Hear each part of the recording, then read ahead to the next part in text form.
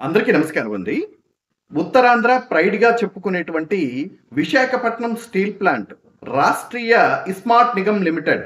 దీన్ని కేంద్ర ప్రభుత్వం చాలా వేగంగా దీన్ని ప్రైవేట్ పరం చేసేటువంటి కుట్రలకి తెరతీసిందండి. ఇందులో ఒక్కొక్క పార్ట్‌ని ఒక్కొక్క సంస్థకు అప్పజెప్పేటువంటి కుటిల రాజకీయాన్ని ఈ యొక్క కేంద్ర ప్రభుత్వం ఈ యొక్క స్టీల్ ప్లాంట్ విషయంలో అవలంబిస్తుందని. ఈ కుట్రని ఆపాల్సినటువంటి బాధ్యత కూటమి ప్రభుత్వం మీద ముఖ్యంగా ఉందండి. ఎందుకంటే గత ఎలక్షన్‌లో చంద్రబాబు నాయుడు గారు గాని, లేదా పవన్ కళ్యాణ్ గారు గాని, లేదా నారా లోకేష్ గారు గాని స్పష్టంగా చెప్పినటువంటి అంశం ఏంటంటే, మేము అధికారంలోకి వస్తే కంపల్సరీ స్టీల్ ప్లాంట్‌ని ప్రైవేటీకరణ జరగకుండా చూస్తామనేటువంటి స్పష్టమైనటువంటి హామీ ఇవ్వడం జరిగింది. మరి ఇప్పుడు స్టీల్ ప్లాంట్‌ని కేంద్ర ప్రభుత్వం నిర్దాక్షిణ్యంగా ప్రైవేట్ పరం చేసేటువంటి కుట్రలకి పూనుకుంది.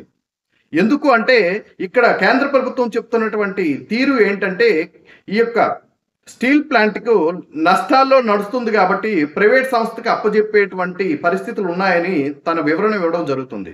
ఇక్కడ వాస్తవానికి మన యొక్క విశాఖపట్నం స్టీల్ ప్లాంట్ అన్నది అద్భుతంగా పనిచేయగలిగినటువంటి అన్ని వనరులు, అలాగే ట్రాన్స్‌పోర్ట్ ఉన్నటువంటి ప్రాంతం. అయితే మన స్టీల్ ప్లాంట్‌కు ఉన్నటువంటి ఒకే ఒక్క దౌర్భాగ్యం ఏంటంటే, క్యాపిటల్ మైన్స్ మనకు లేకపోవడం. ఇక్కడ ఏంటంటే ముడి ఇనుమును కొనుక్కునేటువంటి సామర్థ్యం చాలా ఎక్కువైపోవటం వల్ల దీని మీద భారాలు పడి ఈ యొక్క స్టీల్ ప్లాంట్‌కి నష్టాలన్నవి రావడం జరుగుతుంది. అదే మన కేంద్ర ప్రభుత్వం ఒక క్యాపిటల్ మైన్ అయితే మనకు ప్రొవైడ్ చేయగలిగితే విశాఖపట్నం స్టీల్ ప్లాంట్‌కి అద్భుతంగా పురోభివృద్ధి చెందుతుందని చెప్పడంలో ఎటువంటి సందేశం లేదండి.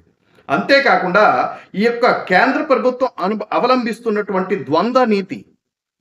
ఏంటి ద్వంద్వ నీతి అంటే, ప్రైవేట్ కంపెనీలకు విపరీతంగా క్యాపిటల్ మైన్స్ కేటాయించినటువంటి కేంద్ర ప్రభుత్వం ఈ యొక్క గవర్నమెంట్ ఆధీనంలో ఉన్నటువంటి విశాఖ స్టీల్ ప్లాంట్‌కి ఎందుకు క్యాపిటల్ మైన్స్ కేటాయించలేకపోతుంది?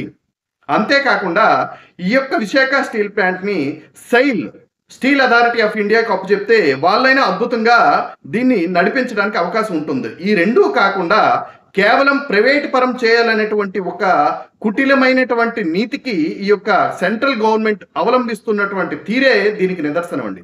కూటమి ప్రభుత్వంలో ఉన్నటువంటి చంద్రబాబు నాయుడు గారు ముఖ్యమంత్రి గారు, నారా లోకేష్ గారు, అలాగే పవన్ కళ్యాణ్ గారు ఈ విషయంలో మీరు గాని జాగ్రత్తగా పడి ఈ యొక్క స్టీల్ ప్లాంట్ ప్రైవేటీకరణ ఆపకపోతే మాత్రం చాలా ప్రమాదకరమైనటువంటి పరిస్థితులు స్టేట్లో ఉంటాయండి. ఎందుకంటే ఇది ప్రజల యొక్క సెంటిమెంట్‌తో కూడుకొని ఏర్పడినటువంటి స్టీల్ ప్లాంట్‌ని మీరు ఈ విధంగా అన్యాయం చేయడం మాత్రం ప్రజలు క్షమించే పరిస్థితి ఉండదండి. అందరికీ నమస్కారం.